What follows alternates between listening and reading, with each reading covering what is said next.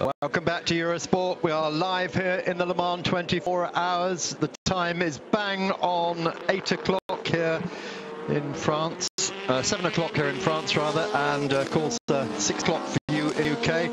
Thank you for Martin Haven, Jeremy Shaw and Sam Hancock for the last 2 hours. You've got the new shift in the chair, me, Mark Cole, Damien Faulkner, the unacceptable voice of Irish racing, and Carlton Kirby, the man whose yellow jersey's been left behind this weekend. Not Tour de France time, it's world's best race. I've changed my T-shirt. Oh, sorry, I see what you well, you go away for a brief break and then all hell breaks loose, it seems. The 51 Ferrari, by the way, a lot of you asking what the problem is. In fact, they're asking themselves. It was an alternator issue, so they've had battery trouble, essentially, and it has cost them dear, Mark. Again, a car that should be leading the championship this year, last year's champions, and that 51 AF Course Ferrari has had all the bad luck this year, Damien. Yeah, I mean, when it rains, it pours. It seems that's the way it goes, and even at the front, when you look at the Toyotas, it was the one in the second of them, if you like, that had tyre trouble there earlier and had to re-pit again. One thing we're blessed with is weather, thank heaven. 3 phases of rain, incidentally, were due to come across the course before fine weather would ensue for the rest of the evening. And we've had 3 phases of rain. One of them hit us extremely hard.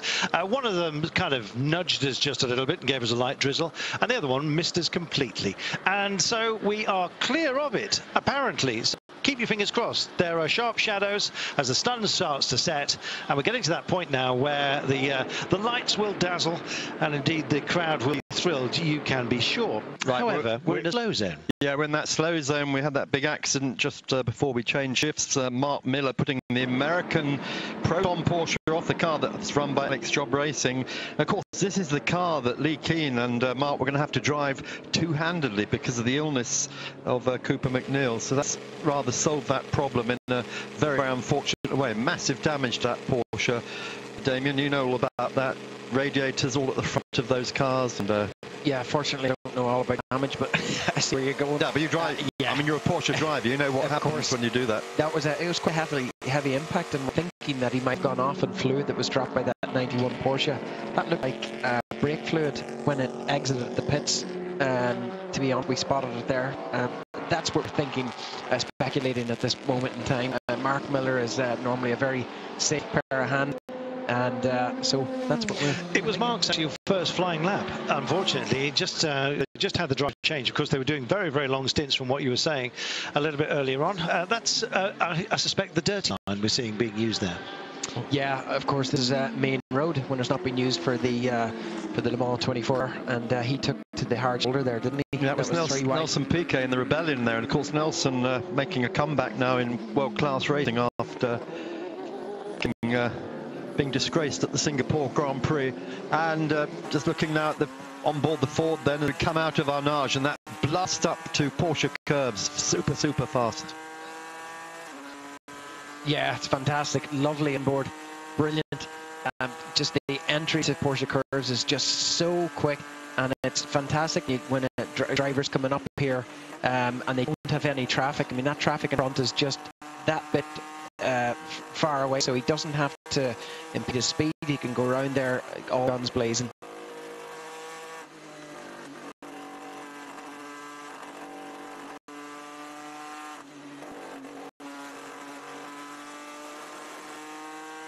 Well, we've got a very special guest coming into the studio, and I'll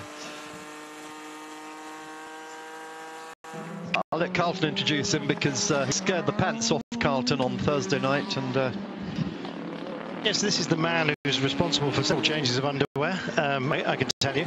Made me squeak going round this circuit, but I was in safe hands because he's dominated, of course, this circuit on 9 separate occasions. Tom Cruise, it's an absolute pleasure to welcome to my world. Thank you. Was he a good passenger, Tom? Oh, to be honest, he was very, very good passenger. Yeah. You didn't have to clean the car afterwards, or? No, no, he was very quiet, and that is exactly what you need of a passenger in that sense. But it was a bit. We had some cars after we were supposed to help instructing. They didn't follow exactly the rules, but they were told not to overtake me, and that's a privilege you have being working with Audi after a long career driving for them.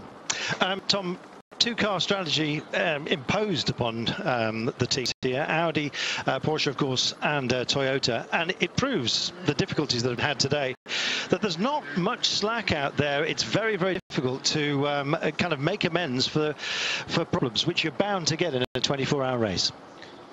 Yeah, it is very hard, and when basically when you're leading and it happens so early in the race, for sure it's a tough setback, and that is the swallowing of that is seems to be Tracy Crone. Surprise.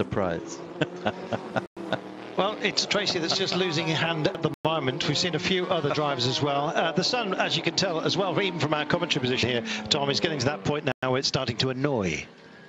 Yeah, not quite the drivers yet, but it will be a little bit later when it comes straight in there. It's the reflection on the top of the sunscreens. It's a bit later. The sun has to be a bit lower, but certainly it will be annoying going into dusk, into the night. And also at the sunrise tomorrow. There's no doubt different points, but it's annoying when you suddenly go blind for a few seconds because you're traveling quite some distance in a few seconds blind. Tom, you took over from Jack Ickx as Mr. Le Mans. You won 9 times, 2 times of yours Porsche, once for Bentley, 6 of Audi. People are we very kindly, but I would call him Monsieur Le Mans, and then you. Then I'm very, very privileged if you call me Mr. Le Mans. We sort of agreed on that, and I would like it to stay like this. Well, of course, the Vikings came down here to Normandy 1,000 years ago and created havoc, and here you were. So the question people keep asking us, Tom, did you ever dream of maybe winning Le Mans 10 times rather than 9? I think when you commit for Le Mans, and did in 14 after winning with Duval and Magnish in the e-tron in 13, with, before the new regulation, that was really a great win, which we didn't celebrate in the manner we could due to the circumstances of that race. In 14, with the new car, the new sort of all the things which is developing further at these days, with the hybrid cars and with the narrow tires, with the little bit higher cockpit, all these things, and with the discipline of saving even more energy and going even fast. That was a great challenge, and I think if we had won that race and we were leading at lunchtime Sunday, until we unfortunately had to change the turbo, at that time I had a little thought of that as well. But it is very important when you go into a race that you put these things away, particularly as you never win anything alone. It's like I've said in the nice teasers I have been asked to make with Eurosport. I have been very privileged to do that, but that is it's about we. It's not about me, and there's no I in team. And basically it's very important that you don't think about personal ambitions to you trying to make 10. But I had the chance after winning the 9th and 13, and I did one more in 14. Yeah. It didn't materialize, and absolutely you have to Le Mans from such a broad picture from within the team, from the driver. So I certainly tried, and I had a thought of it. Mark and I have been following you for quite some time. We used to call your races on DTM. I think we spoke about that before we got on track. You see some of the difficulties here, which I'm sure you don't miss. This was a bit of bad luck, incidentally, by the way. Some fluid apparently had been dropped just before the 89 car met this barrier. You've given an awful lot of yourself to motorsport, and it's lovely that you are continuing with, albeit an ambassadorial role, but still in a very, very active one. And when it comes to the media as well, it's been a privilege to have you on board, actually. You mentioned that rather modestly the little teasers that you've been doing, but they look absolutely super. And Mark, I think we need to start worrying. This man could be taken out. No, it's getting too good. He's making a habit of it. No, I'm a rookie. Yeah, but Tom, today on the grid, we were so impressed. You really earned your money in the rain. That was something. If you're not Brad, what did the rest of it say? Don't bother coming in, and that was on the door to Lina's car, I believe, but to Lina's cabin. I told her this morning that I had the privilege of sitting next to him yesterday night, and she just looked at me. Not talking to you anymore. No. It is amazing how Tom, incidentally, for those of you at home, is immensely at home here.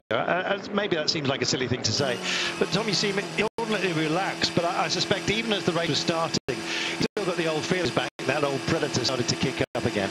No, sure. I mean, I envy the people going into the race, but that's the time when the feelings take over and you sort of leave the brain behind. So for sure, that time I am very passionate and I would love to go in and have a go. Here we are, Mike. Audi is in, and just looking out where we are position-wise. There we are. It's Ollie Jarvis in at the moment. There we are. Yes, you have to ride your fortune. You know all about that. It's not just about driving, it's just about the skill and indeed the backup.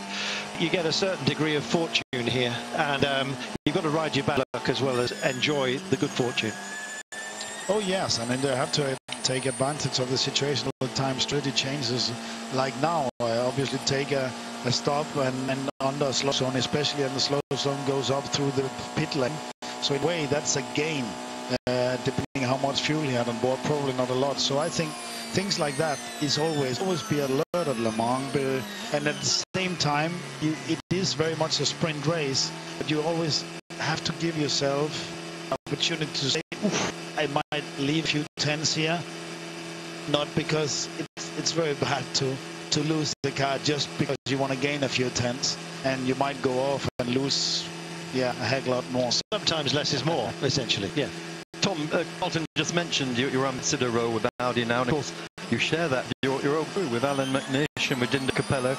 Must be fantastic, the three of you still having another life after racing like that. It's really fantastic, and that's a privilege of working obviously for the best manufacturer in the world as we find it. And you can even add to that Bila, Piro and Mark Werner, we met on Wednesday morning in the city center, the square, you know, where the handprint are, and looked at lap back at old times, and we call it Club de Retraite, and that was pretty nice. And of course, it's good to come here. We still and will ever love the race. Just one last question. It's a conundrum for Audi. 13 lap stints, Toyota managing 14. How are they going to, what's the master plan essentially with one car in the position that it's in? Yeah, it's tough. It's tough, there's no doubt about it. Particularly that we cannot do the same laps can be pretty deciding, as you definitely have to go faster than we do now in that sense. So yes, but Le Mans is all about the night, so you have to see how the car gets in and which rhythm you get in at night with probably another Michelin rubber compound. There's a lot of time I would say, to be gained during the night if you look at it positively. On the other side, you can also say you could lose a lot of night. So hopefully that will work in the Audi car's favor, because that's the only car that is in the mix at the very front at the moment. But at the moment they're doing a steady job, and I think they will gain a little bit with their slow zone. You see when they release that, now you see the Porsche is in as well, the leading Porsche. Tom, the other Audi, you can still use for data. Still data gathering all the time, eh? Yeah, oh yes, there's no doubt, but you can't now, they can't have any slip, that's for sure. But Audi has always loved challenge, and you get here. Yeah, you only need one car to win for sure, but there's no doubt that the tension and the focus is very, very high and intense. Thanks to Tom Christensen. Been a privilege.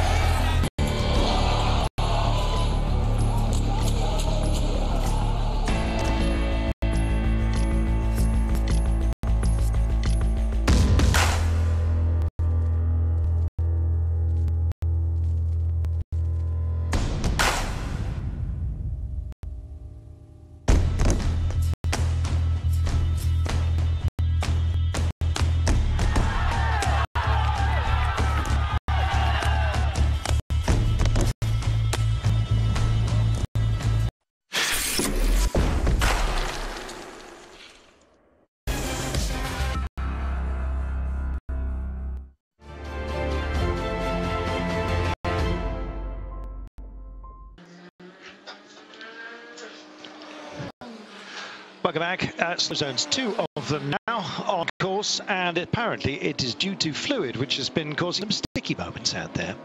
Great to hear from Tom Christensen, the man, of course, an enormous presence, and I don't know how he manages to walk around. I think he must have a false nose, spectacles and moustache, because he can't walk 10 paces without the selfie mob grabbing him. So he does have minders around, and so it was nice of them to share him with us. Are you calling him Groucho? No, he was fantastic. Yeah, he's seeming amazingly relaxed. I know at the top of the race, the nerves, as he mentioned, just kick in. He has that natural sense that the race is about to begin. He also, Damien, knows that it's going to be a tough haul, this, for Audi, quite clearly. The bits are coming through already. Great to hear Tom reminiscing about what he's done, and thank you for answering the question. Damien, you're sounding just like Mark Cole. He didn't go for number 10. That was something, wasn't it? A few things here as well. Happy you're all enjoying yourselves at Le Mans. There's 24 hours of Le Mans. Great commentary, guys. Keep it up. Thank you to all of you. You make our weekend. Who needs Formula 1? Formula what? Yeah, back to Tom Christensen. Yeah, well, let's give him a go, shall we? Go on. Yeah, I mean, what, 9-time winner? 9.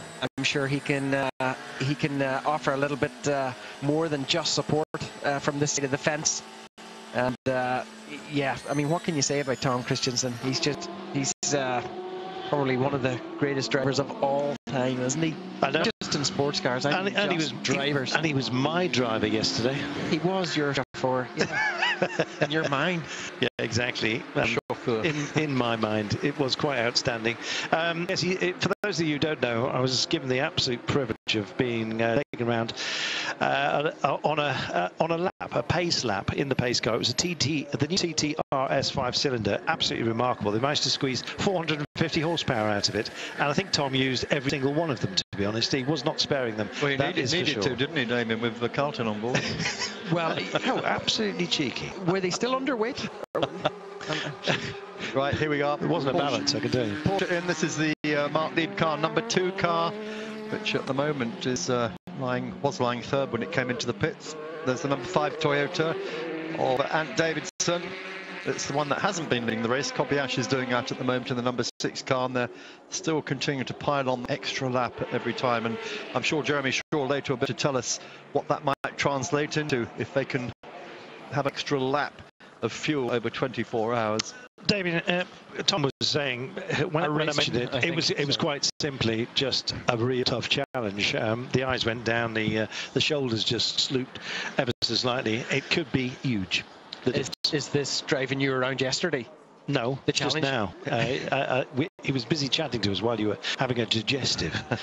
Meanwhile, downstairs, John Dodd is still, for the time being, circulating. Yep. So Jeremy's just actually replied to my question. 2 fewer stops there we are at the end of the race, which is going to mean a huge amount, because the way to win Le Mans is make the least and the shortest time in the pits. Yeah, time in the pits. That's what they work off. All of these teams, that's what they work off. That is the barometer. If they can, the car with because the performance of these cars are so close, all of them, all right throughout the whole field.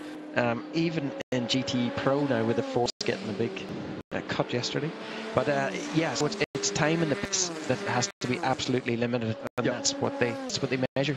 Now, I haven't talked much about Audi lately. Joe Kamatas is leading for Porsche at the moment from David Heinemar Hansen for Porsche, but in third place is the Aston Martin of Matthias Lauda, and in fourth is that old warhorse, the Labra Chevrolet Corvette, which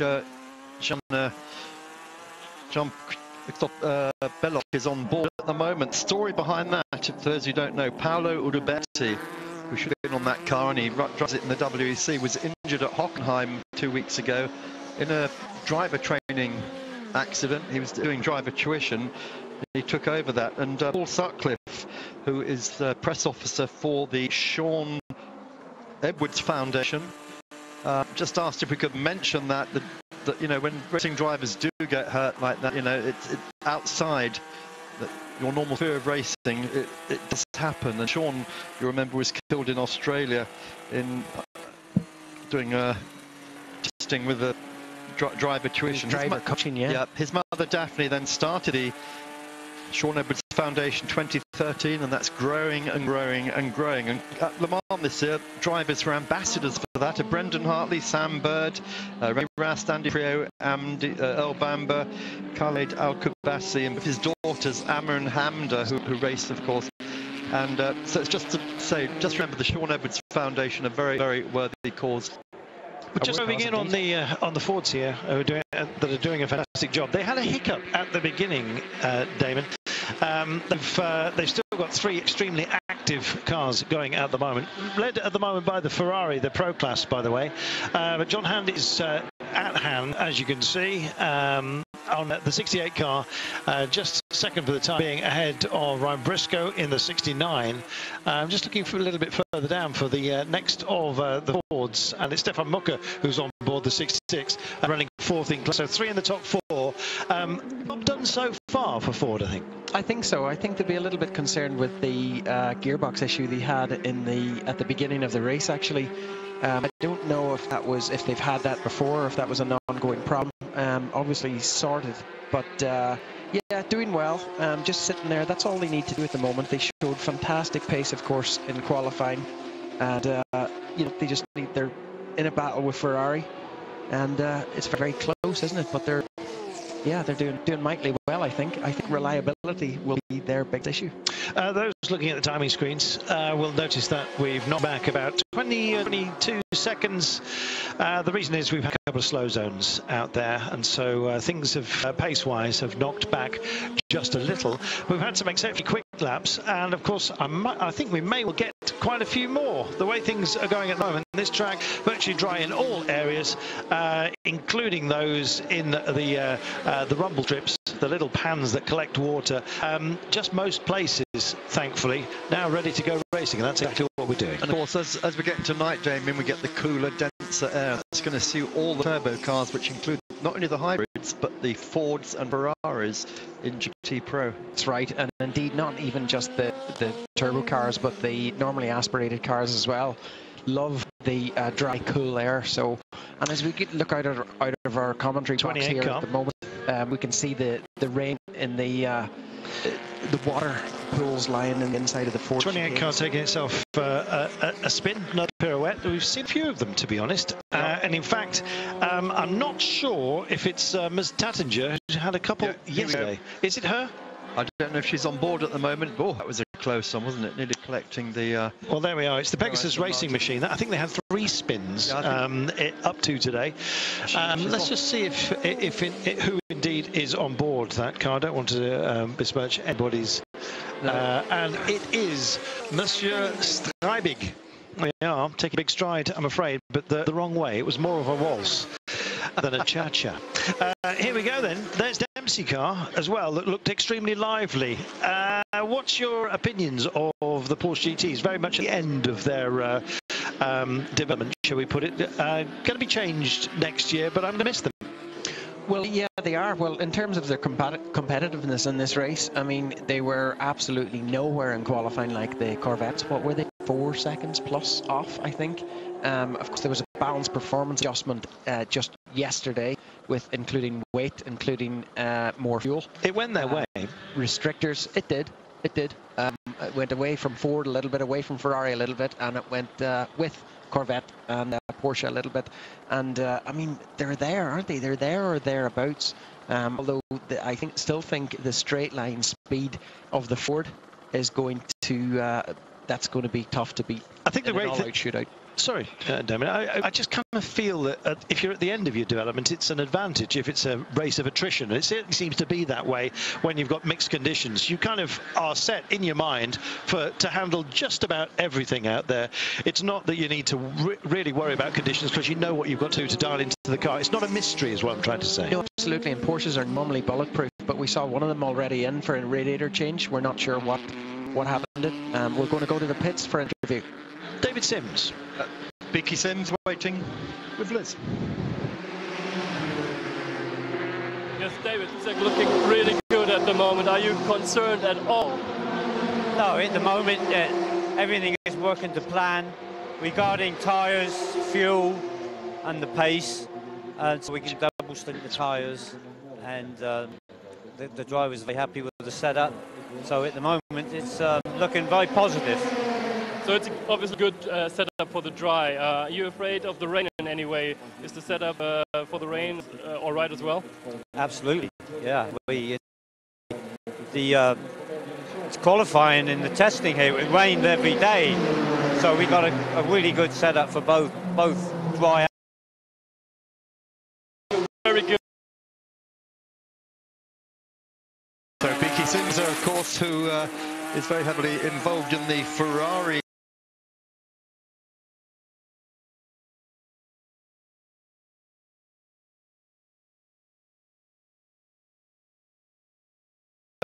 been long involved in this.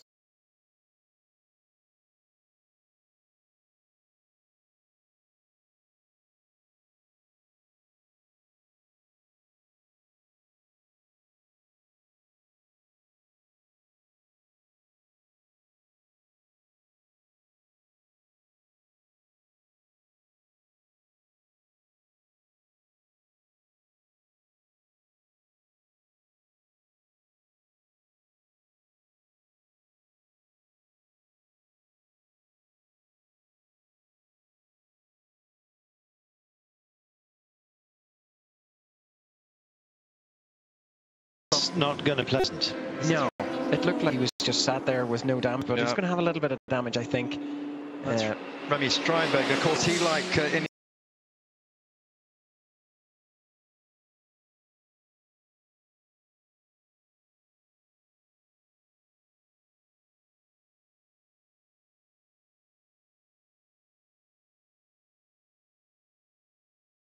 Morgan as a partnership with the Morgan Motor Company, and this is the last year we will see these, of course, open exist after this year. We're just seeing a great shot, onboard shot here of the Ford of Joey Hand up against the Ferrari of Tony Vilander in front of him. For the lead of the class, and it's a feisty one, as you can see.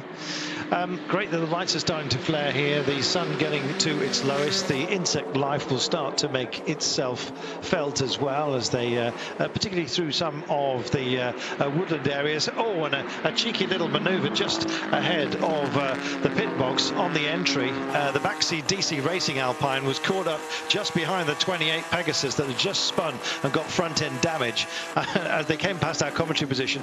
Little squirt to get into the pit area, and it may be that Baxi DC Racing have just hampered themselves, because I cannot believe they shed the speed enough to match the pit lane limit.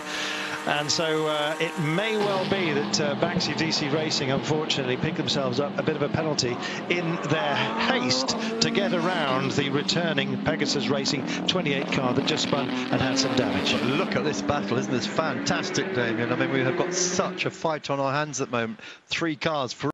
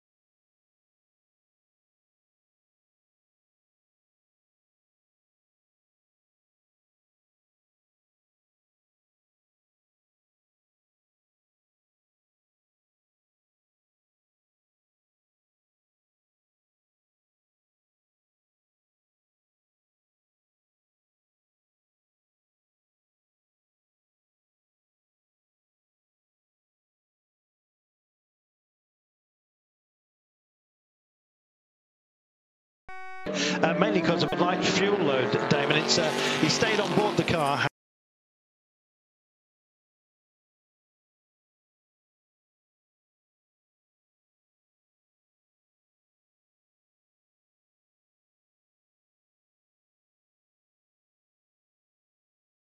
The Ford have said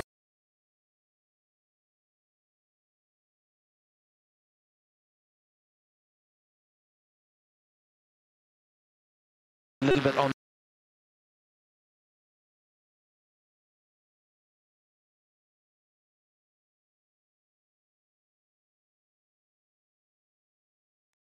he's between the two Fords, the three lights on in the second Ford just there, the 69 of I think that's Westbrook's teammate, right, Joey? It is, Mark, as right, always. Sorry, I beg your pardon. Quite often GT, and that's what we've got right now. Yeah, we make the point, don't we, every year that this is the equivalent of 16 Grand in the F word, 16 Grand. Well,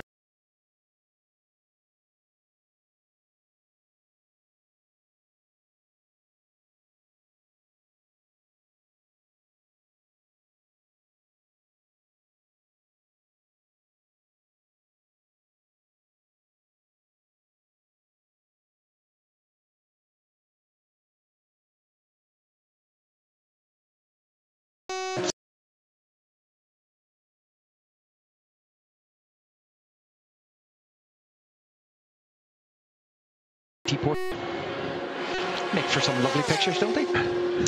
So they do. Show's getting extremely long at the moment. It's 19 hours and 25 minutes to go here, and this is how it stacks up in GTM, Mark.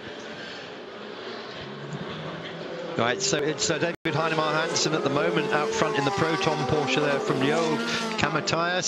He's there in that Porsche Aston Martin, that category. More or less the way they started this race, but it's looking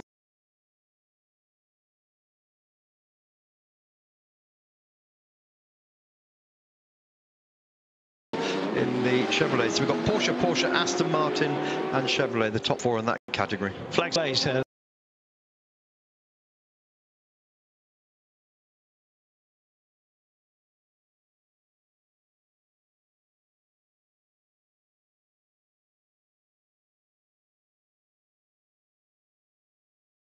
Amateurs is in each of these classes.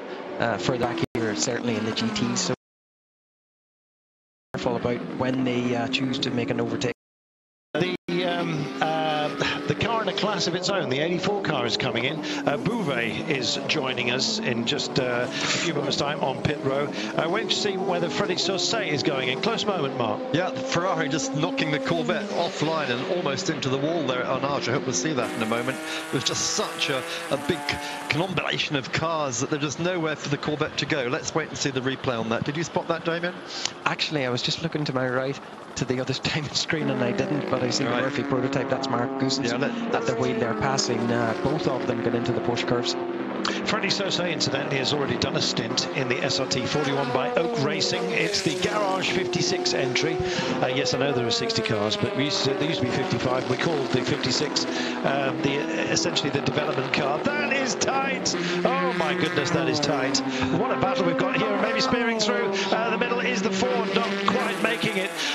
Joey Hand at the moment on board the Ford, Violander in the Ferrari, and what a battle we've got raging here. Yeah, Tony Violander pulled a move there that you would see the prototypes pulling on the GTs, and he did that on one of the AM Ferraris. Very brave, and he's gotten away with it. Look, have a look at this. This is what we just saw down at Indianapolis. Look, bundles the Corvette off the road with the Ferrari. There was contact there. Is that the Briscoe car just tracing at the moment? I think they're a lap down on our leader, Joey Hand, for the time being, but here we are. There is the move through. Yeah, what he was trying to do was not pinch his entry there to get his exit from Arnage, obviously, to the Porsche curves, which is a great big long run. So what Tony Violander was trying to do was get back out to take his good line to get a good exit. Yeah, and that was Joe Kamatias he bundled off the road there, who is lying second at the moment in in the AM class. That's not the Labra Corvette, it's the other Corvette that's running there. Just trying to find where it is. And you can see the performance difference as well between the pros and the AMs here. They've left them clean behind, albeit these are the leaders in their own class, of course, or second and third. The battle for second at the moment being held by Ferrari.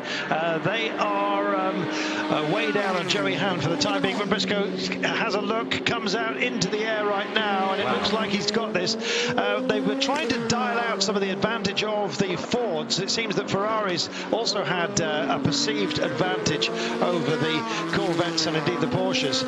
But there's no doubt that Ford have come here to win. They've brought 4 cars. One of them has been hobbled, but they are now in Ps 1 and 2, and this is the reason. Yeah, I think they nipped them. They didn't exactly snip them, did they?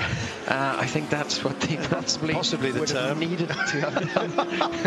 Well, they added the snip. They added a little bit of weight. They added actually more weight to the Ferrari, 5 kilos more to the Ferrari than they did the Ford, and then they interfered a little bit with the turbo boost. Nip, like a girl guide fight. Just a nip. Not a snip. We can't let this pass. The McLaren that won here in 1995, which was run by Dave Price, was sponsored by Hueno Clinic in Tokyo, which was a vasectomy clinic, and the team christened the car Snippet. Moving on. Here is your GT Pro classification. If you'd like to respond to Mark Cole, he's now available on Twitter, having got rid of the cup and string communications device, which it's not there. I think I still prefer the pigeon, though. Yes, indeed. It's a bit Remind everyone, Mark, briefly what your new handle is, please. At Mark Cole comms with 1S. Welcome to Twitter, Mummy. Welcome to Twitter. Thank you. Been trying to 5 years now. And Damien Faulkner is also available. I am. At Damien Faulkner. Damien with an E. And myself. You say Faulkner with a K, is it? It is in there, which was a hunter, wasn't it? A fauconnier is the absolutely is the francophonic version of it. And I'm Carlton Kirby. You heard it. Is available, guys. So, right, air temperature 18 degrees, track temperatures up to 23 now, 14.5 kilometre wind there. You can see it puffing up the flags there down under the ACO Siège Social. I'm pretty sure my wife is listening to this right now. Yeah, I have no idea what is going on in Mark's mind. You didn't know anything. You said it was boring. What's your Mrs. called? I'm an innocent man. Laura. Mind.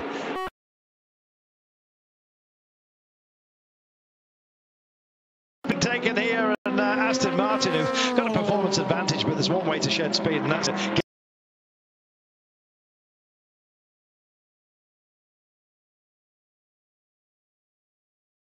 Here it is again.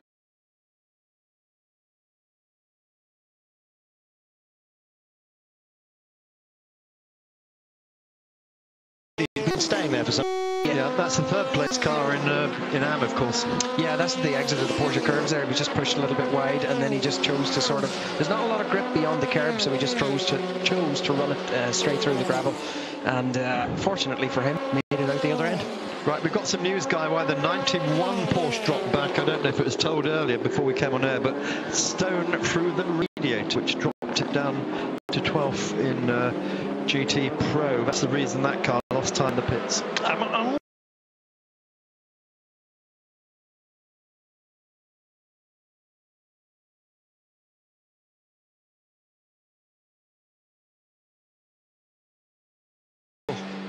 I mean, obviously the radiator has to get some air channel to it, right?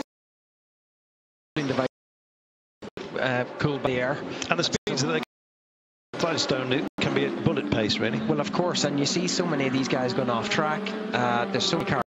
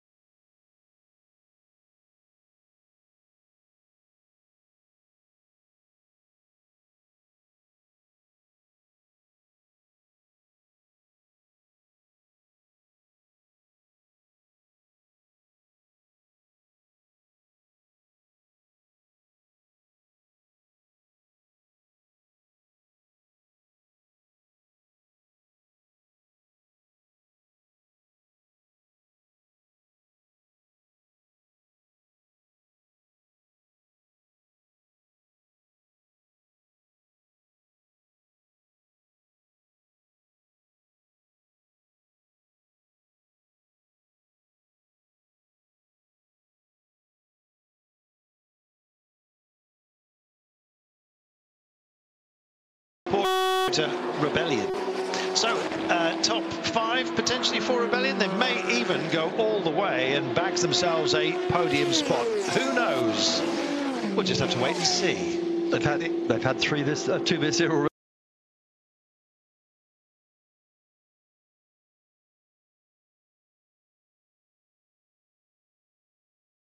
Oh, yeah. In terms of the speed fast, trap. Straight line top speed, yeah. Exactly. Explain why, Neel. Because, well, they've got a certain amount of power. It's something like, what is it, 600 to 700 brake horsepower? The LMP1s with the hybrid technology have about 500 plus, and then plus the hybrid technology, which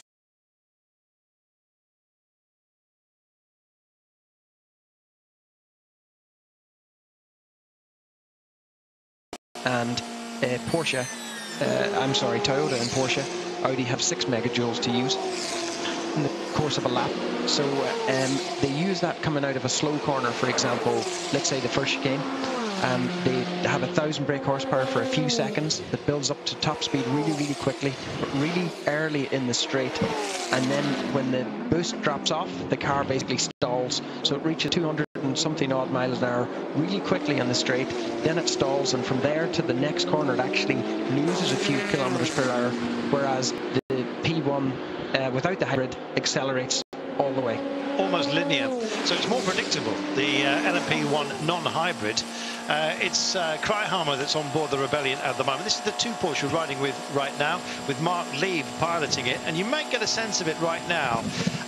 It certainly is confusing, particularly to the P2 guys, who are never quite sure at what phase, Mark, of the retrieval, indeed the boost, the P1 hybrids are at, because when they lose the hybrid drive, they're the same power as a P2 car. Yeah, and of course the other thing that you haven't mentioned is the Rebellions are that much lighter. They're 20 kilos lighter than the hybrid cars. That's equivalent to carrying a Cocker Spaniel on board the car alongside you. And Mark has a Cocker Spaniel. Yeah, who weighs 20 kilos. So to me, that's a very good way of judging these guys. Quite a big Cocker Spaniel. But anyway, the whole point is that these revs are also super slippery, aren't they? And as you've correctly pointed out, Damien, with me, they're turning in 323 kilometers an hour at this moment, which is faster than anyone else out there going through the Indianapolis speed trap. If there is a performance penalty, do you have to swap it for a Jack Russell? I don't know. He's not a hybrid.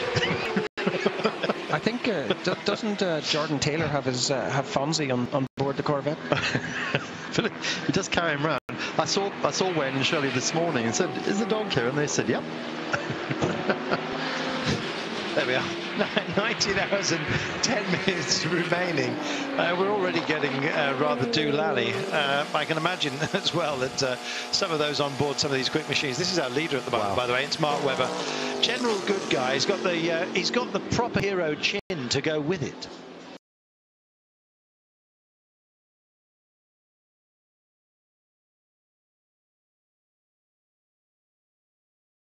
Carrying this, and he's just done actually the fastest first sector.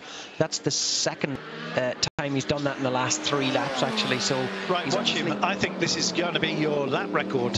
Sorry, not lap record. Fastest lap for the race so far. On board with Webber, flying through, hampered in sector 2, but still 3 seconds quicker than Anthony Davidson's Toyota, just for the time through 2. That's Anthony's last lap. We don't know what phase he's on or what fuel load it is. We'll keep tabs on Mr. Webber while we just go down to the pits. John, to us, things are looking very well for you. Anything you could complain about that we don't see? No, for the moment it's going quite to plan. I mean, we had only one extra stop at car 5, you might have seen. We had a tire change done, but the tires were vibrating too much, so we had to do another stop. But for the rest, it's going like planned. So both setups are working well, or do you think it would be a bit worse if you get another rain shower? No, I think our setup fits for both conditions very well. Thank you very much, John. Thanks. Well, that was the battle for the lead in P2, and I'm afraid coming off worse, the 44 car. Rao, they probably have one, but he's on board. Yeah, Matthew Rao, Londoner, of course. He's a debutant here. Came out of British Formula 3, was vice champion in 2014. No connection, isn't he, with Rao's, which is one of those famous New York restaurants. It's an Italian family. He's an old English family. Mark bidding for a freebie. David, yet more attrition. We're going to see more of this. Yeah, that's the 86 car, golf racing car. I know Ben Barker was on board there earlier.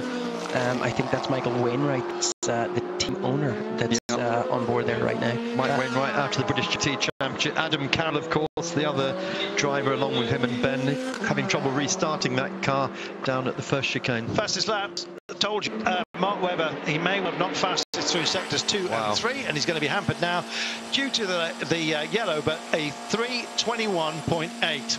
He's going.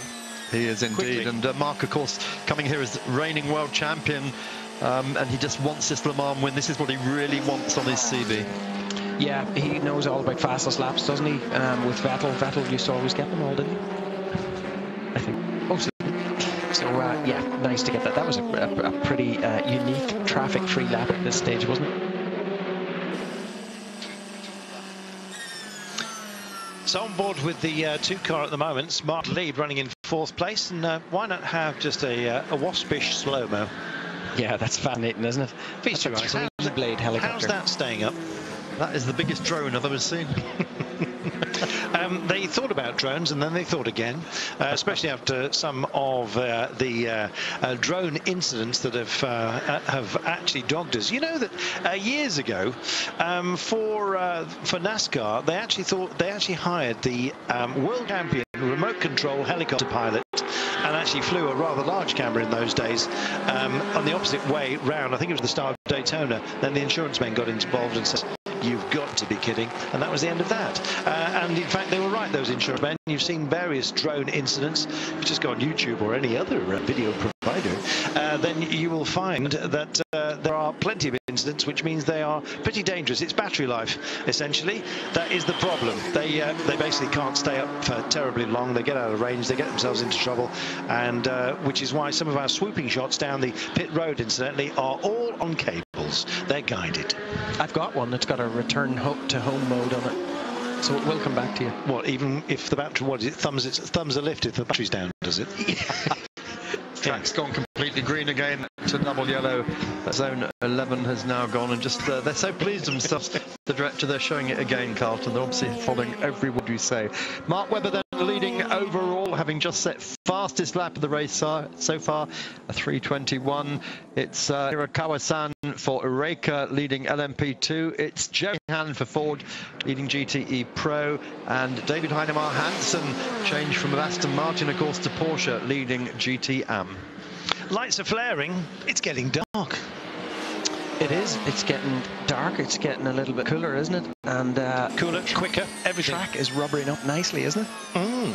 Well, here we are with Marc Lieb, he's after bragging rights because Webber is, well, he's nailed it with a 3:21.8. We said it was going to get quicker. Explain.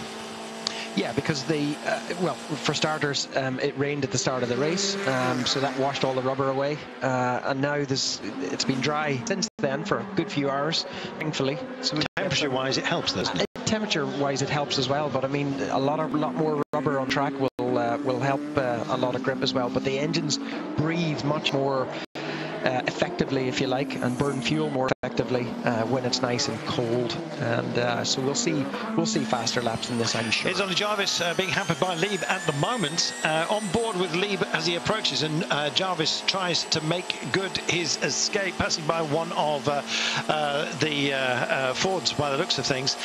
Track limits are being almost issued warnings-wise as a constant. Once, okay, twice, starting to think about it, 3 times Marshall's starting to report you, and after that you could soon find yourself on the naughty step, Mark. Well, we're told that if you do it twice, having been warned twice, 3rd time you're in the pits, and that's it. So Mark Webber and in the 7 car further down, Marcel Fassler. I think we're just waiting for Marcel Fassler to come into the pits, because the Audi mechanics were getting ready down there. Ollie Jarvis made his stop while Tom Walkinshaw was us, so unless he's got a problem, he should be coming. In fact, which car is that? That's Ollie Jarvis in the number 8 Audi. Why is he back in so quickly? the Ford big slew on the 68 as he tried to shed the speed into the trap, which checks the entry speed into the pit lane. Not sure whether he got there. Is that it's not driver driven? There is a button to press to get them into the correct mode. It's just how late they hit it, I guess. Yep. So hitting their marks, it's Audi, the 8 car right now, being serviced. Having trouble opening that door. Oh dear, we've got a problem there. Can't get in to get Ollie Jarvis his bottle changed and things. Wow. Okay. So what they're doing there, actually, that's the safe release if the car gets into an accident, and they seem to be taking it off at the hinges where the door is fulcrumed. Lovely slow-mo here, replay of that. Was our AM leader. This is our pro leader. Well, we're going to art, and what we want is info, and we'd like to see the 8 car, to be honest, just out of a view of our commentary position at the moment. You're live here at Le Mans with Eurosport, of course. Mark Cole, myself, Carlton Kirby, and of course Damon Faulkner on air with you for the time being. We've got Sam Hancock, of course, Jeremy Shaw and Martin Haven, along with Sir Neville of Hay, who'll be in this evening. Unfortunately, can't get this man out. Have they got the driver change? Got the door open, they've done it, but that's cost them time they couldn't really afford. Well, there we are, shakes of heads. And back out. That's what comes of putting child-proof locks on Audis. Well, somebody didn't press the red button. That's how they opened that. They opened that from the hinges down, so there's a quick release there if the car is involved in an accident. Here's some Porsche team radio. Right. Exit Porsche, Echo 25 and box button, fuel low, copy mark, box now, fuel early. It's the car 22, apparently, or is it position 22? That's car 1. I beg your pardon. We were hearing from Mark Webber, being told that's your final warning, so don't do it again, but he's been told to come in anyway, so... There we are. Well, it will be even more so if he gets any kind of penalty. We'll see. Those warnings are worth heeding, Mark. Yeah, and it's still maximum attack, Damien, the whole way into the pits, isn't it? Well, of course it is, and we're just going to see him right now in front of our booth. But you can see there, Mark's a wily old fox. He slows it down. He's not going to take a chance and get a penalty for speeding. The line is completely in our eyesight, right across from us here, so we can get a good view as to who's pushing the limits and who's not. And it's interesting, isn't it? This year, all the penalties that are going to be given for going off the track are at 33 again. That's in Porsche curves. Because you told us this morning, Damien, they've widened the track there, and people are now taking advantage of that. That's right. Yes, a lot safer. So, especially if there's a lot of traffic, so people will just run wide to avoid a collision with another car. So a quick look around the car. The Michelin and Porsche guys just checking everything looks right. They're going to change tyres. They're not going to change Mark Webber. They're going to just refuel. Kobayashi into the lead with Mark Webber in the pits. Brief check and away he goes. So Kobayashi takes over at the head for Toyota. Anthony Davison in P4 at the moment in the 5 car. And here we are. This is the door problem. Had to take the door off entirely and be replaced. It was a slow stop and not what Audi need at all. So all he stays in the car, but what they need to do is refurbish everything, his drinks bottle, and just check things. And car 2 pit stop under investigation. Marc Lieb. Yes, indeed. Not quite sure. Too many attending to the vehicle. There may have been too many hands upon it. We will wait and see what sanction comes, but they'll be looking at the replay.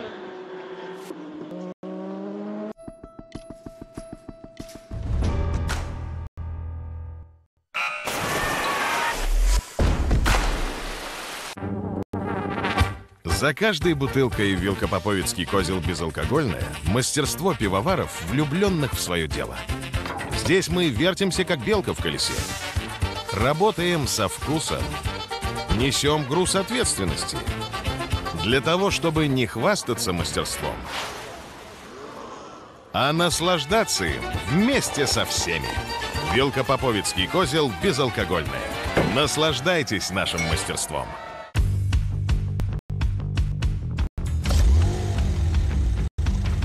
Звучит как спорткар. Дарит чувство спорткара. Маневренный, как спорткар. И герб на нем – свидетельство спорткара. Porsche Macan. Для тех, кто верит, что каждый автомобиль Porsche – это спорткар.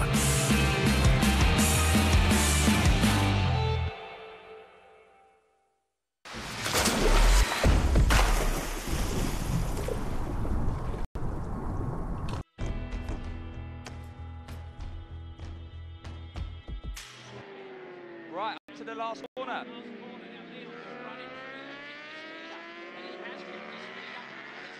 Yeah, Chaz has made a mess of it. He's outbraked himself into final corner. The only mistake Chaz Davies has made all race, but Leon Haslam wins this race.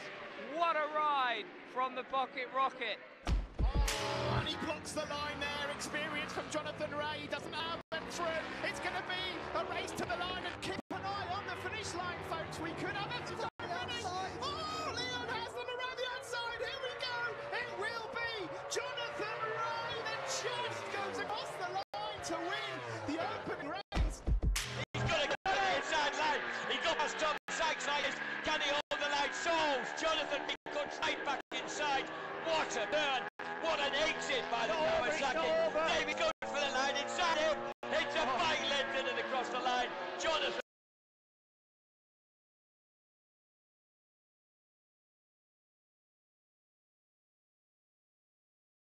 In 2015, he's going to go hot into the heaven again. He'll try and tuck back underneath. Oh, they touch. They do touch. And Chaz Davies here, and Jonathan will race to the line. Who will get it? It's going to be close. It's going to be Chaz who just takes it.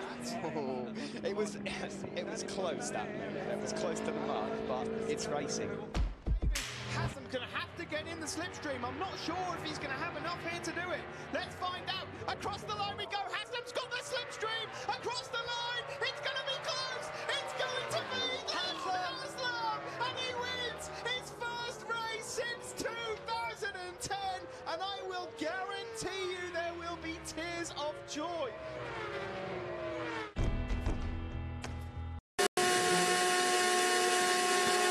Well, welcome back to Eurosport Live at Le Mans. Here we've just gone past 8 o'clock in the evening. This is Marc Lieb in the number 2 Porsche, who was lying in second place briefly while his teammate Mark Webber made his stop. He just went out before this car came in, but at the moment it's Kobayashi leading for Toyota overall, and it's another Japanese leading LMP2 as well, so that's looking very good for Ryo Hirakawa. He's driving in the by DDS Racing Oreca, which is entered by Pierre Thierry himself, who drives it along with Matthias Besch. And out comes the number 2 car after a nice trouble-free stop there, Damien. Yeah, and just looking back to GTE Pro, it's a Ford 1-2-3 at the moment, with IndyCar's Scott Dixon sitting in 3rd position there. It's great to see Scotty Dixon actually just thriving and doing such a good job. He's entertained us for so many years. I know he's one of Jeremy Shaw's pet drivers. Is that fair to say? Jeremy's kind of nodding. Yeah, that's good. Yes, very, very quick man indeed. It's Joey Hand at the moment, though. Yeah. And Ford, I guess with a 4-car challenge, Mark, something was bound to go wrong, but they're 1, 2 and 3 at the moment in Pro.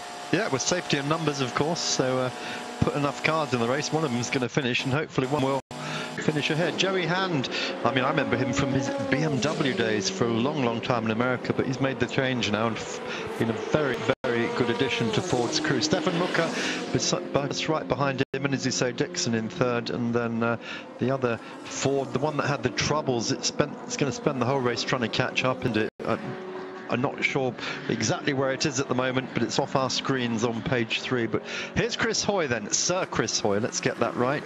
Edinburgh's finest. And Carlton, over to you on that. Multiple Olympic medalist, of course. The man who, if you've ever seen Kieran racing, you will be thrilled by that. It's the only motorsport element of track cycling, incidentally. There's a Derny.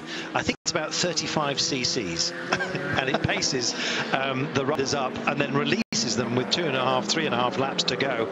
And Chris Hoy, absolute master of it. You've got to have some extremely strong legs. He's got a strong head on him as well, as Audi continues just to thread it through the field right now. Just looking at the 7 car, that's Marcel Fassler, by the way, running in 14th place after difficulty earlier on today. Anyway, Chris Hoy is back out and on track, having managed to get some night laps in. Of course, he's turned his attention to motorsport and is prepared to take advice from just about anywhere he can get it, and he's using that advice brilliantly. This is a threading manoeuvre, I think it's fair to say. Bit of dirty line, but honestly, any available Anthony Davidson will take. And he's up into 3rd place at the moment. Yeah, and the reason he chose to do that is because that's where he has maximum boost out of the chicane. So that's where he has 1,000 brake horsepower, almost twice what everybody else in front of him had just there. Yeah, Sebastian, things are looking really good for you guys at the moment. Anything you worry about? No, I mean, you know, it's obviously 18 hours to go or 19 hours to go, so things are looking pretty good. The car is quick. The guys have done a great job so far. Dirk took a great start, and then Joey has been putting on some really strong stints. He's going to triple stint this one, and then I'll hop in the car after that. But yeah, it's been pretty flawless so far. Your sister car had some problems. Have you guys talked about that as well? No, I mean, yeah, it's just a stupid little problem, you know, just it wouldn't build pressure in the gearbox system, and so you couldn't ship.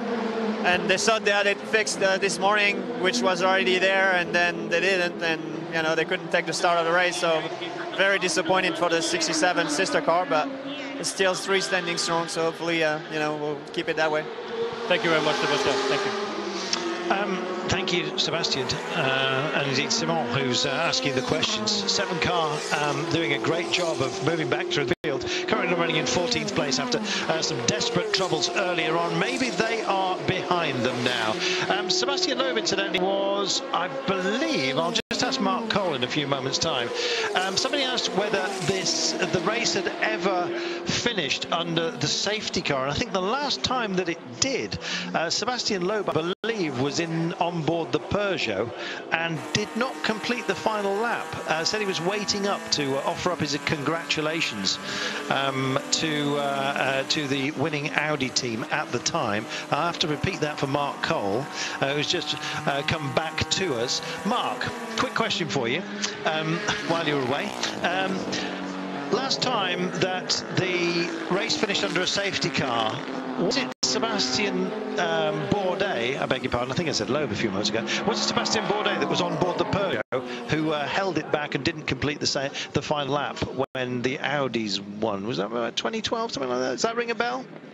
Can't remember. I'd need note of that question, Carl. Consult Oracle. He needs to open the library, essentially. Somebody will tell us. But yes, indeed, it has finished behind the safety car in the past. But let's hope not this time by. And it looks like we're going to be blessed with the weather. It apparently is going to stay fine for much of the rest of the race. Not that we're discounting showers entirely. What about Ford? They come here to celebrate those magnificent wins in the 60s. Every single one of the numbers that they are carrying represents a victory for GT40 back in the 60s. And you're looking at the 66 car at the moment. That's Stefan Mucker. Joey Hand and 68 is leading this class. And a bit of harrying going on as Mucker is asked to move to one side. Couldn't quite see who that was just going through one of the P2 cars, incidentally. But it's about next class. And here is the gentleman that we were all talking about a little bit earlier on. He is a quadruple amputee due to a rather vicious virus, and he is racing here. He's already done a stint, free Sauce, incidentally, and it looks like he's going to be coming back out. Specially adapted car it is, and he's just heading, he will be coming back out. He steers the car with an extension to his right arm, which is the least damaged of his limbs. There is indeed an inflation system underneath the seat, underneath his seat, so if he has an accident and there happens to be a fire, then the car can help him to eject and roll essentially away from the vehicle. So the safety issues have been dealt with. But also Tanso Mbouve, who will be driving that car as well, the entire adaptation which has been imposed upon the vehicle, the SRT41 for Freddy Sauce, can be removed and it becomes a regular car. It's an amazing piece of engineering. There are a lot of companies that are involved to make this effort possible, and we salute them. It's garage 56 essentially. It used to be 55, and the 56 garage was kind of just tagged on the end, and it was for new technology, and the technology is eminently exchangeable, and that's what makes that that vehicle so special, Mark. Here we are, Ford then, Pride of America here, just refielding driver changes, and one of the the big things about this has been the number of Americans here at Le Mans, and we've got one sitting between us at the moment, John Favre. We're just going to come back to you in a moment. Yeah, we're just going to take ourselves a break, and then we'll be back with John and feast in a moment.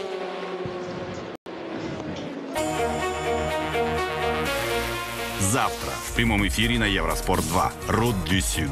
5-й этап.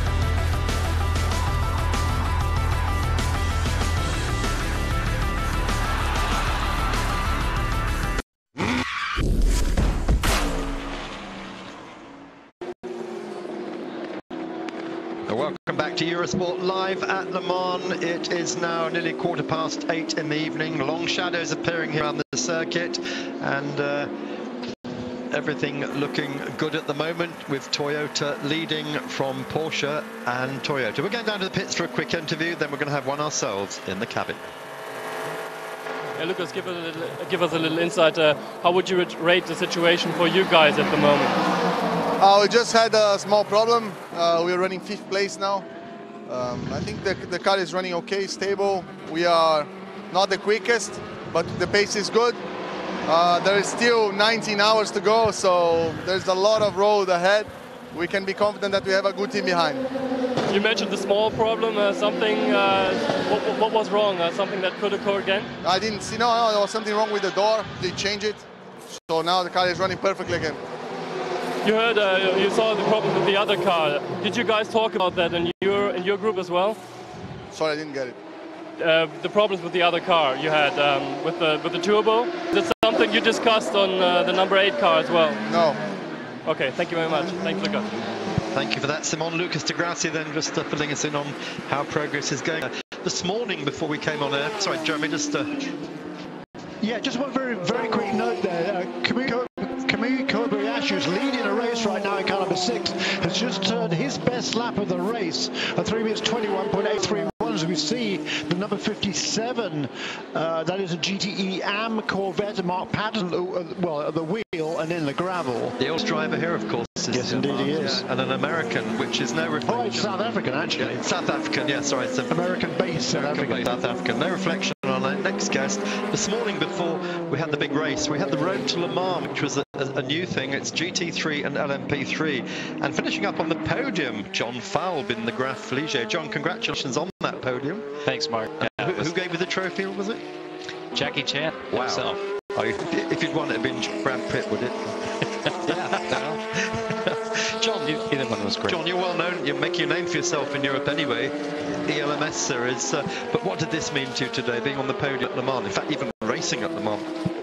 Well, I mean, it was definitely a part of my decision making to go to the ELMS series. The fact that we had the organizers made the Road to Le Mans race, giving the P3 cars and the GT3 cars the opportunity to race at the biggest race and the best racetrack, you know, in the world. So it was so much fun. I mean, I could just talk forever about the experience. I mean, and the fan base here is so excited, and in fact, many guys on our team were telling me stories about how they've been coming to this race, and Graf being a French-based team, have been coming to this race since they were young children, and so it was a dream of theirs to run in the Road to Le Mans, and even more so to have a car on the podium. It was a great experience. That's great. I mean, you must look around you, particularly in this race. Look at this. We've got 4 cars abreast. How exciting is that? But you look around you, see you've got all the Fords here, you've got IndyCar drivers, and you've got semi-American privateers. Yeah, and that was our race leader there, Mark, forcing his way on the dirt. Did you get on this red gravel on the side of the road, St. John? What does it feel like when you get on there? Well, or did you manage to steer clear of that? Oh, I've done both. The center of the road is quite nice, but that kind of reddish. It's more like bumpy gravel. Yes. Yeah, and it upsets the car quite a bit and kicks up a lot of gravel and dirt, and that's, I think, a good source of punctures as well. Absolutely, and that's exactly the point I was going to make, because that was our race leader who has just turned. I talked about it a few minutes ago. He set his best lap of the race. He's now the fastest lap of the race, a new fastest lap done, a 3 minutes 21.445, as we see number 31 car that is currently in the 7th position perhaps. Chris Cumming, the Canadian at the wheel of that car for Extreme Speed Motorsports. He had a spin there as well. So also dramas here all of a sudden, and we're seeing on the screen here, prepare for a slow zone at through the. Here he comes. Well, he comes in the corner, finds 2 slow cars in front of him, doesn't he? Yeah, and then seems to panic a bit, doesn't he, really? Wow. So that was going to be a slow zone. So we're now going to see much slower lap times now for at least a lap or so, while that car hopefully can resume and get back on the field. You can see the cars coming through very, very slowly in the background at just 80 kilometers an hour. He's either struggling to fire it up or find reverse. It's a Ligier, of course, which you drive, but you drive the MP3 version. Yep, yeah, it's been a solid car. I tell you, a lot of people had their doubts about the P3 program, but that is a real race car. We've had several pros on the team testing with us, and Sean Rahal, who I race in the ELMS with. You know, we can't say good things about that car. It's been great, and in fact, we got a little sneak peek at the Ligier P2 car, which, you know, a taste of Le Mans, a taste of the podium, and a taste of a P2 Ligier in the 2017 configuration has got me thinking a lot. Race leader pits just while you're saying that. In comes Kobayashi-san, having just set, as Jeremy said, the fastest lap of the race so far, 3:21.4. That's impressive. A bit quicker than you guys this morning. But you've seen a sneak preview of the LMP2. Have you actually driven an LMP2? Tested it, or? Not a current P2, no. Right. The closest is the FLM09. So, John, just tell us something about your background in the States. Obviously, Jeremy knows you well from the States. Your racing there has all been in GT, or? No, mainly prototypes. In fact, in my early 20s, I road raced motorcycles through California, and that's kind of where I got most of my racing experience. Respect. In early days. At some point, I decided I should probably take a break from that if I wanted to maintain my good track record of health and lack of hospital stays. But yeah, you know, I got started really in prototypes in the Radical, and I did that for a couple of years, and had success there. And then for the last 2 years, I was driving prototype lights in the IMSA series, development series, and won the Masters Championship there both years, along with some drives. Rear puncture or something broken at the back? Yeah, that was a car. That's the one that spun, wasn't it? Yeah, it looks like maybe his right rear suspension had broken.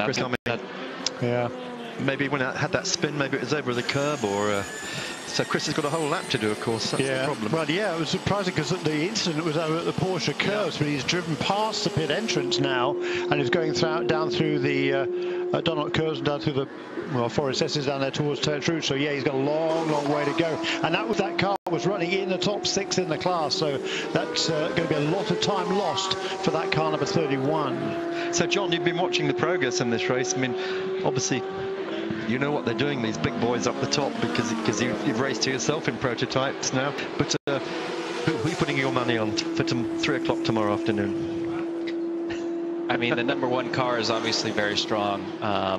You know, if you'd asked me before the race started, that's where I'd put my money. So living in Las Vegas, you know, you can't make your bets necessarily after the green flag drops, but that's my guess. So do you have commute here from Las Vegas every time you're racing in Europe? Yep, that's right.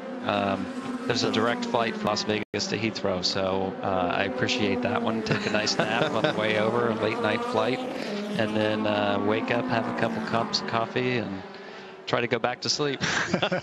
Now, John, you've raced a couple of years now in the Coupetage Prototype Lights Championship powered by Mazda, which is kind of the road to 24, one of the Mazda ladder systems in America. They also have a great open wheel ladder system as well, the Mazda Road to Indy. But you know, you've also done some races in PC. Now you're racing over here in LMP3. You know, what's your kind of goals here from here on?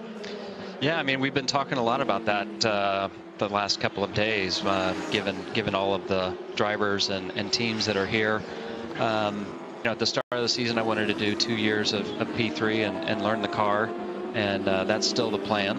And then look to do some P2 drives and either an LMS, ELMS, or maybe even do some WEC races. So in comes then the just missed about what's coming in. Oh, this is the Frederic Susse car. This is the quadruplegic driver just going out. In fact, Jeremy talking about him before the last break. This really has been a story, hasn't it? A guy who's got no legs, no arms, and when he did his 6 laps the other night, they were all back on 4 minutes, which was his target. Yeah, Frederic is he's unbelievable. He joined us in ELMS for the first 2 rounds, and he's just done a fantastic job. It's unbelievable to watch them put him in the car, and he's done a fantastic job. Hey, thank you so much for joining us tonight, and all the best for the rest of your ELMS campaign. And again, congratulations on the podium today. Thank you very much. Cheers. It's a nice trophy to take home from Le Mans.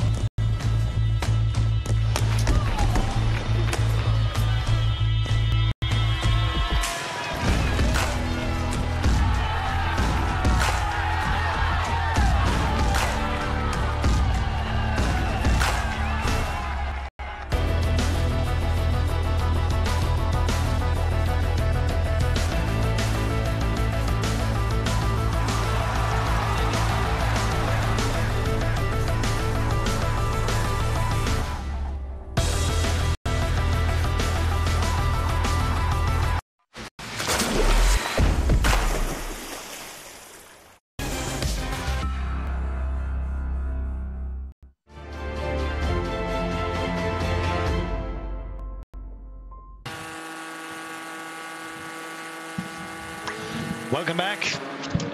Nice to have you on board with us here, along for the ride, and we've got 18.5 hours to go. It's quite remarkable, is it not? Every time you put those numbers in your head, 24 hours of full-on racing, essentially a sprint race.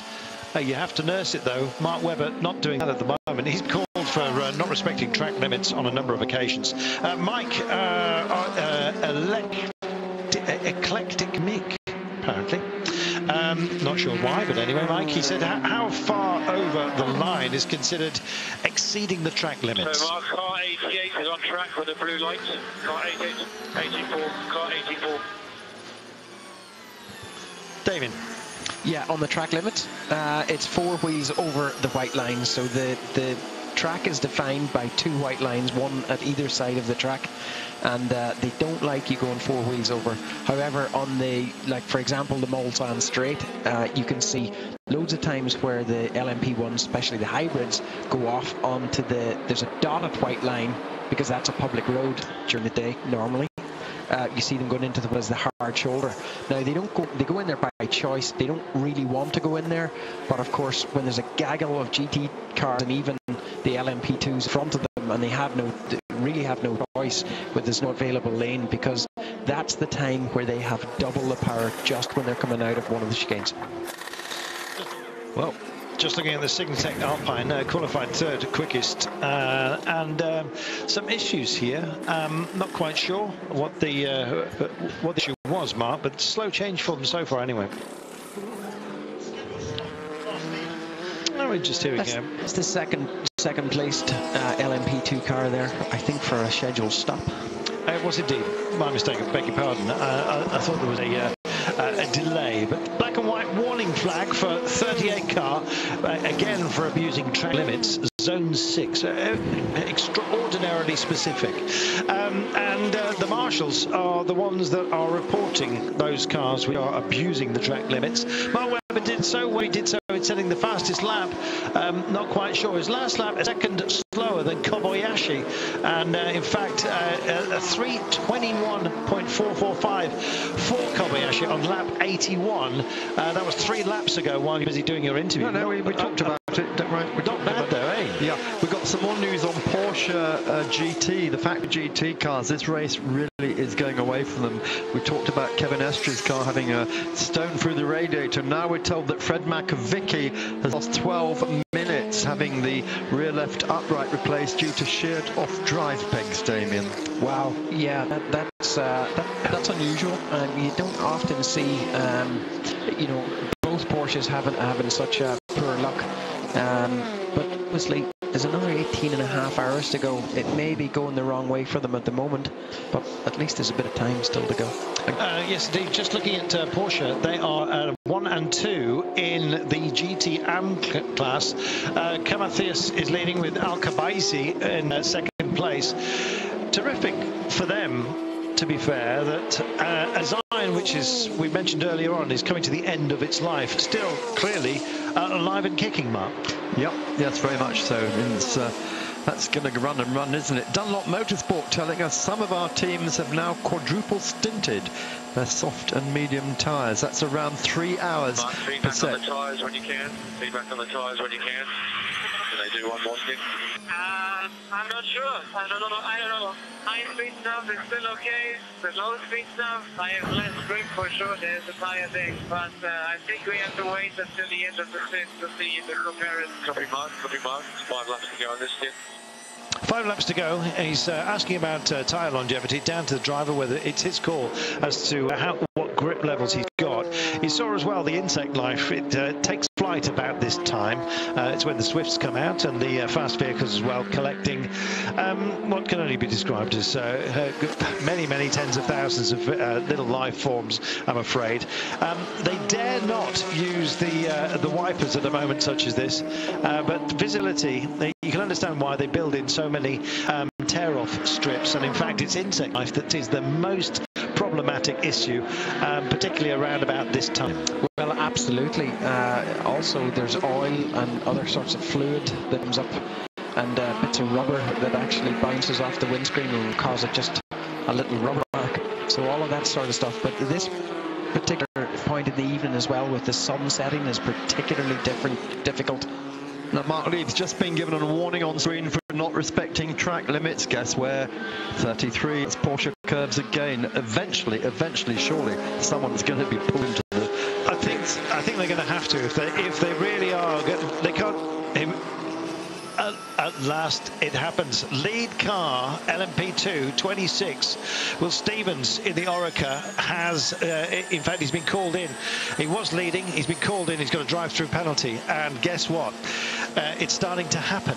Yeah, that was for refueling of the engine on, nothing to do with pit limits. So the guy who is in zone 33, I think his clipboard is full of crosses next to various vehicles, and they are imposing it. Here we are. Car 26 getting onto is Mark's. He's sponsored by Bic, I think. What? He's had a close shave, has he? There we are. Webber is our leader for the time being. Kobayashi running in second place. It's Marc Lieb, so it's Porsche, Toyota, Porsche.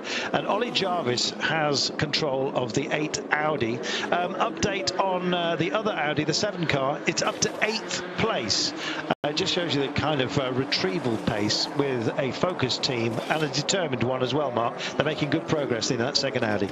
Yes, they are indeed. We're still watching the 26 car, then the G-Drive car, which of course Will Stevens was parachuted into. Will in Formula 1 last year, so I mentioned that word, Damien, in Formula 1 last year with Manor, and of course then had to come across into sports car racing. He's loving every moment of it, but he has been loaned to G-Drive for this weekend. There's been some changing going on there. That car will have to come back in again and take that penalty for refueling with the engine on. So, not served just for the time being. Kobayashi still with the fastest lap. As we said, that was 4 laps ago. As we actually get into full night, just as we get into full night, some drivers really enjoy it. There are some that actually believe you get more vision at night. It's almost like you're acclimatized to it. And of course, the lights, the illumination here, absolutely sensational. It's the twilight areas going into the night and indeed coming to dawn that can be problematic. Well, absolutely. But on the factory, the lights that they use these days are incredible. They're just beyond belief. They're designed actually in a way that there's no dips or heads. They're just on. They do have a flash system that they can flash and warn drivers that they're about to lap, or indeed about to try and pass, to try and put them off. But Audi have they use some sort of a laser technology, which is really, really good. Almost sounds offensive, but yeah, we wish them well with it. Ford leading the Pro class with Hand and Mucker 1 and 2 at the moment. Manager all over his... Just having a look further down the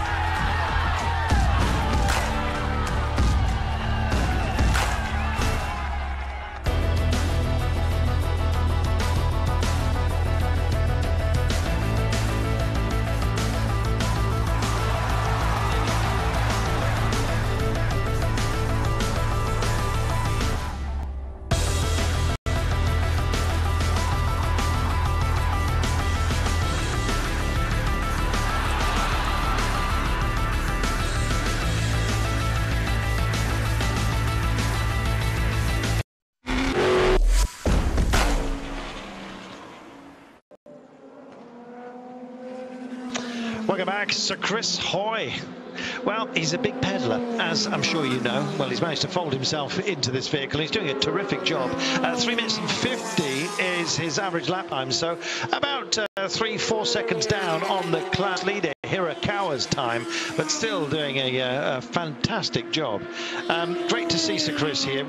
Somebody popped into W.H. Smith and bought him a track day experience for Christmas. I made that bit up, but he did go and have a go at a track day and very much liked it.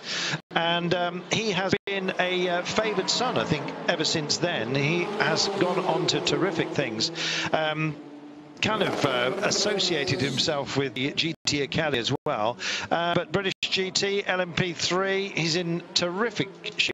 Superbly enthusiastic and indeed prepared to listen and learn, and he says this is a learning curve, and I guess nowhere more focused than right here. And Toy at the moment, and the 25 car solid top 10 within the LMP2 class.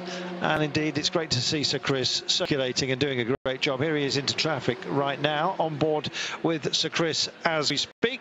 Quick flash of the lights, and through he goes. Great effort, Damien. Yeah, absolutely. Great effort. That's the fantastic Porsche curves that he's just going through at the moment. Unfortunately, just that shot is breaking up, but there's a slower LMP2 that's holding him up there, so he's just going to do the LMP1 thing and drive right around the outside of him. There he is. A great job. I mentioned the fact that he was a multiple medalist, but I used to enjoy him in Kirin racing more than just about anything else. A proper battle, and of course as a result it's a Japanese form of racing, and he's found very much a home with Nissan, and one of their favoured sons, I think it's fair to say, Mark. Yes, very much so. And the Nissan Academy, of course, now its 7th year, and it's been such a successful operation, that hasn't it? Thrown some great champions, but for some reason, Damien, they dumped their champions at the end of last year. The people who won Blancpain Series, 2 of the 3 of them, who were there along with Alex Buncombe, they were dropped. And welcome to Le Mans. Well, of course, Nissan went through a big change, didn't they? I mean, they were here last year in LMP1s, and you know, they stopped that program early as well. And we just saw Darren Cox, who was the Nissan team leader, if you like, and he's also moved up pastures new, so a lot of change in Nissan for this year. Yep, and of course the one thing that's missing is the Nissan LMP1 cars, nor do we have any Nissan GT cars here. Of course they haven't built a GTE car as such, but that's made up for with all the engines we got here, which have got the badge of Nissan on them. Yeah, of which there are quite a few, aren't there, in LMP2? Actually, if you're into your Nissans, there is a secret museum. I don't know why it's secret, actually, but it is. You're not supposed to tell them that. Oh, yeah, it's a secret. But Mark Cole has been there and has had several stroll about it, and enjoyed himself roundly, Mark, I think fair to say. Oh, very much so, yeah, roundly indeed. The original Skylines are there, and the Sylvias, the Cedrics. I mean, how do you call a Nissan a Cedric? Well, get away with it. Yeah, I don't know. But anyway, no, great manufacturer Nissan. They've always been very proactive, and it's only 2 years ago that Andy Palmer, who was then boss of Nissan UK, said we will win Le Mans outright in 2 years, and he's been eating those words ever since. He's now moved on to Aston Martin. He said nothing to do with me. There we are. I'm just enjoying some pictures from earlier on today.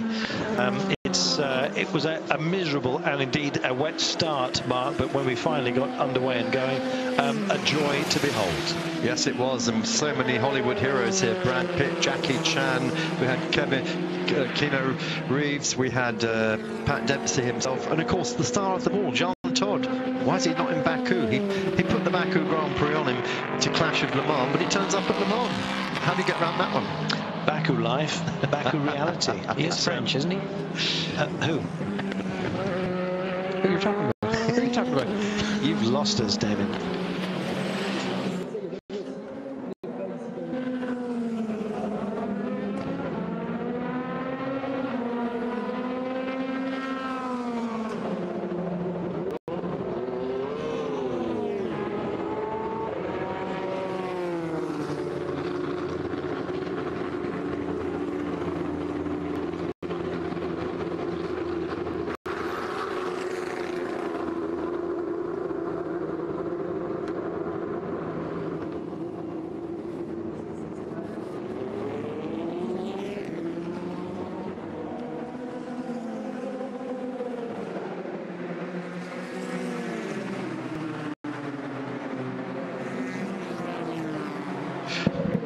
So service for Audi.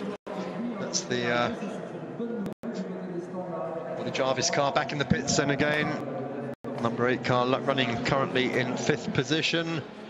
Best placed of the Audis, but Marcel Fassler has now moved that number 7 car up to 7th overall, Damien. So that problem they had earlier on today with the turbo failure and change, although it cost them quite a few laps. Yeah, there's, what are they, 6 laps and change behind. They've actually come up through the whole of the GT and the LMP2 field, and they're now sitting at the back of the top 7 LMP1s. And that's a good example, isn't it? The difference, the gulf, if you like, in performance between LMP2s, the GTs and the LMP1s, of course. There's a huge, you know, they have twice the horsepower with the hybrid systems. They have a lot more huge performance advantage, if you like. So 88 laps completed now. Here at Le Mans we are 20:45, 8:45 at night here in France. We've still got a good hour and a half of daylight to go before it gets properly dark, provided the cloud doesn't come back over.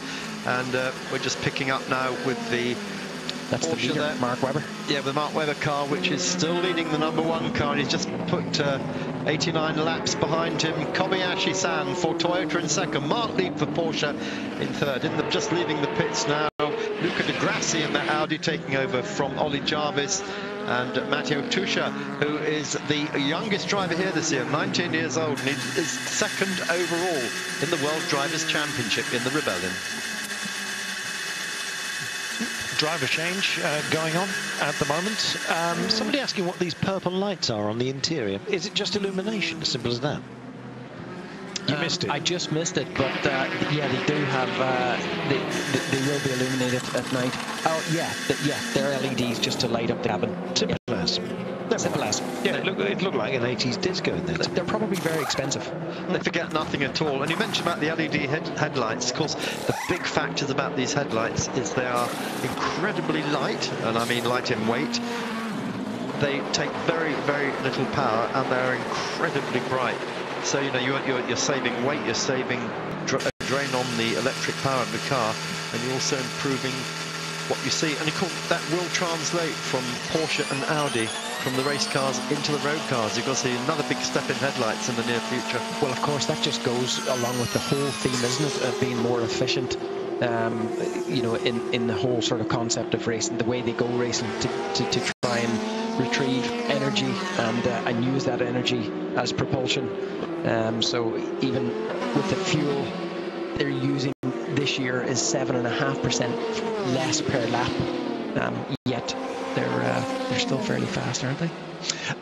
We've had such an amazing, almost conundrum of a race here. It's hard to fathom how this one's going to pan out, especially with the retrieval of Audi, to my mind, to be honest. And in fact, we're heading for our 16th lead change after the next pit stop for our leader. It's just one of those races which continues to fascinate, which is why we love it so much. And with over 18 hours of racing still to go, I guess the most difficult, well, I don't guess, but I've heard that the most difficult thing to actually factor into your own mindset as a driver is when you've still got 9 hours remaining. This Kobayashi. Inquiries on the pit stops of car 2 and car 8 rise towards the decision, no further action. The inquiries on the pit stops of car 2 and car 8, no further action. There we are, inquiries on the pit stops of car 2 and 8, no further action to be taken. And what we saw there, Kobayashi was unable to get by those 2 LMP2 cars for the best part of about 300 metres. Big problems for him there, Damien. Anyway, we'll be back after the break.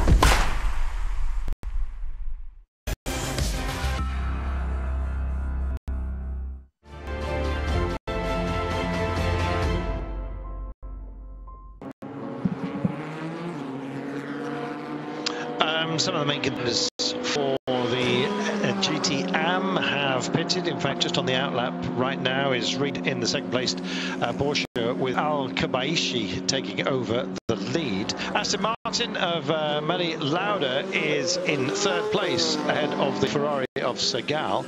As far as the pros are concerned, it's Ferrari and Ford. No surprise there, I think you might say. But Ford leading with Joey Hand. Malocelli keeping him honest. Malocelli himself under tremendous pressure from Scott Dixon. Johnson also in the 66 car. So it is busy. That's how it was designed to be. And it's nice to see that there has been a little bit of an equalisation. In fact, Darren Taylor is on his outlap for the Aston Martin, running in 5th place.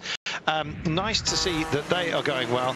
Taylor and the Chevrolet running as well in the top 6, Mark. Yeah, and just while you're looking at that screen there, look at Johnny Adam down there in 33rd place. His first time at Le Mans, his first stint in the Aston, putting in some very, very respectable times. Well done, Johnny, there. Big problems for Kobayashi, race leader just before we went to the break. He was blocked almost the whole of the way down the run to Indianapolis by two LMP2 cars. And Damon, he lost 6 seconds on that lap. 3:23 the previous lap, 3:29 just then. He's now back to 3:24. But this is what traffic can do.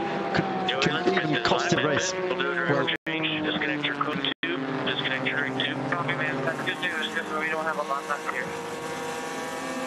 Good news, he said. I haven't got long left here. Yeah, that's the leading forward of Joey Hand, who's due a scheduled stop this lap. Yeah, that's right, Mark. I mean, what you saw there was the second part of the straight, where the LMP1 is out of hybrid power at that stage, just has about as much power as the LMP2, but crucially was in the draft, but there was 2 cars wide, so they had nowhere to go. So you just have to play the traffic, don't you? Thread the needle, and Kobayashi keeping out of trouble but costing time. Bernard in second place. Kobayashi owes us a pit stop at the moment. That's going to come in a moment, I'm sure. The Porsches and the Audis have now all made 7. So has Ant Davidson and the other Toyota. So Kobayashi eking out that fuel. Still only 6 stops. So Joey Hand just about to hit his marks. I think he was actually running on vapours. He basically said, good news, it's getting a bit close. That could mean any tyres, you name it. Indeed, even his own fatigue levels. But these guys are all indeed athletes. This is the changeover. Outlaps for Malocelli, Dixon and Johnson. This will be an important change. Yeah, absolutely. There's Sebastian Bourdais getting in with those glasses. Very easily spotted, isn't he? Great driver, safe pair of hands. He'll be just chomping at the bit to get out here. It's always lovely to jump into a class-leading car. When he was racing in the United States, Champ Car, they used to call him the Sea Bass. Do you know why that is? Because apparently, when he won his first race, he came back and said, I am Sea Bass. And they all fell about laughing. You're a sea bass? And it stuck. That was his nickname. He did win about 400 races, didn't he? I know, he did mean he was the boss. But anyway, so sea bass is about to swim on. And of course, still winning races in IndyCar. Then Ford just going out then as one of the Corvettes comes in ahead of it. Yeah, just briefly held up there by that Corvette. Is the sea bass? That's Jordan Taylor has just arrived there. And of course, they had that win in Detroit a couple of weeks ago in the Weather Shield Series. Nice to get an exterior shot of young Sebastian on his outlap here, but I'm sure we'll be provided with one fairly soon. So at home here, Carlton. He's born here in Le Mans. His father Patrick raced here at Le Mans. Sebastian is, if you cut through his arm, you'll find it's like rock. It says, yeah, Le Mans Riette, yeah, eat me now. So you could just see a nice onboard shot of him there looking down at the dash, and what he was probably doing there is doing something like changing the page on the dash to his preferred page, because there's many different pages and different drivers prefer different pages. But also he'll be crucially asked to, as he runs wide at Tête Rouge there, you're never wanting to do that too often. As the sun sets, your favourite page? Crucially, the team will be requesting him to reset the fuel. Right, there are a lot to do, particularly on the outlap, and you better make sure it's a quick one. Well, absolutely, yeah. I mean, you're going from the pits, obviously out into this traffic, into the race. You know, he'll be well prepared for it, of course, but yeah. 18 minutes remaining. Is that a joke? No. Yeah, there one of the chicanes designed to slow everyone down here. Remind me, what is the speed record down here from Werner Racing? Oh, Velta Racing. Sorry, Velta, yeah. Yeah, Velta Racing, that was something. 252 miles an hour. In the WR. Over 400 kilometres an hour. That's what they wanted to break 400, yes, yeah. And that was an absolutely bonkers effort. After that, they put the chicanes in. Enough of that, man. Yeah, they taped every orifice up on the car so that no air could get inside the radiators. They knew were going to blow the car to bits, but they wanted that record, and they've got it to this day. I think Peter Dumbrick holds the record for the highest flight. Yeah, highest flight. Yes. So fastest down the Mulsanne was the WR Velta car. Highest down the Mulsanne was Peter Dumbrick. Oh, of course, Mark Webber did the same thing, didn't he? Twice. And said, I've never come back to Le Mans. It's your duel, and Sébastien Bourdais has dropped straight into the middle of this battle. You better make sure your hour lap's quick, because everything else is measured almost against it. And when you've got somebody on your tail, you need to take care. Yep. Yeah.